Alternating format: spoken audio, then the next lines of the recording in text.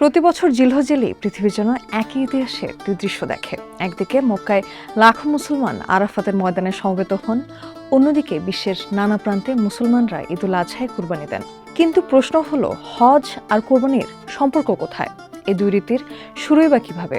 উত্তর খুঁজতে গেলে যেতে হয় হজরত আদম আলাইসাল্লাম থেকে হজরত ইব্রাহিম আলাইসাল্লাম ও ইসমাইল আলাইসাল্লামের সময়।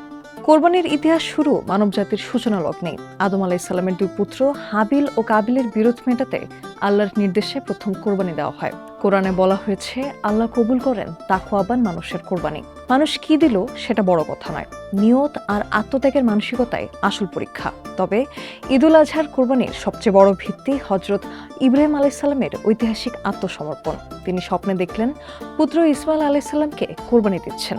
নবীদের স্বপ্ন ওহির অংশ হয় তিনি বুঝলেন এটি আল্লাহর নির্দেশ।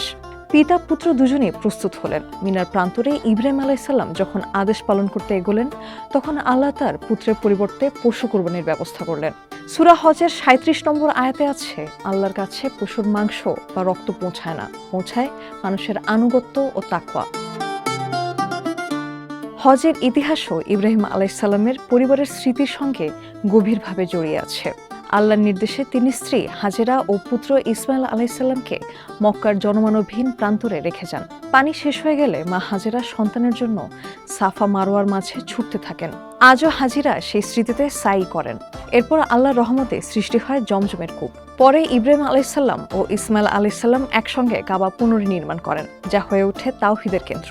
জামরায় কঙ্কর নিক্ষেপে মিশে আছে সেই কোরবানির ঘটনার স্মৃতি।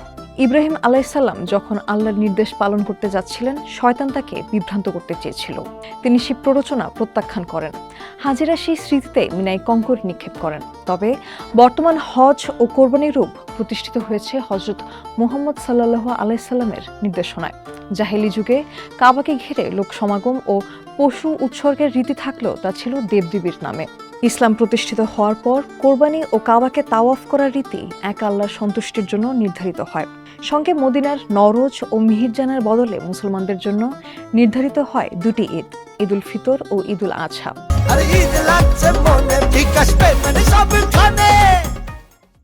কোরবানি সামর্থ্যবান মুসলমানের উপর ওয়াজিব।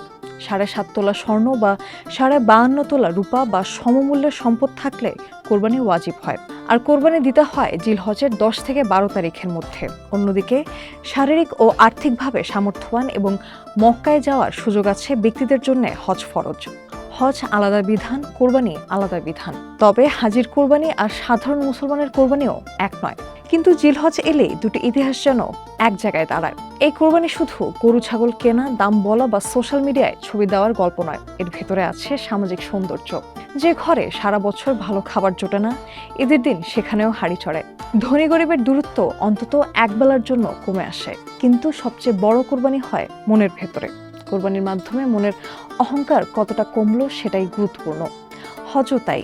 নানা দেশের মানুষ একই সাদা কাপড়ে দাঁড়ায়, সামনে শুধু এক আল্লাহ। তাই কোরবানি যদি শুধু ইভেন্ট হয় আর হজ যদি শুধু সফর হয়, তাহলে এর আসল তাৎপর্য হারিয়ে যায়। এর মূল শিক্ষাটাই হলো নিজের কলুষিত মনকে শুদ্ধ করা। এমন দিন দুনিয়ার বাজার, বিশ্ব অর্থনীতি, রাজনীতি সহ আরও সব সংবাদ পেতে ভিজিট করুন বণিকবার্তা.com আর সোশ্যাল মিডিয়ায় যুক্ত হতে ফলো করুন আমাদের ফেসবুক পেজ, সেই সাথে সাবস্ক্রাইব করুন আমাদের ইউটিউব চ্যানেল।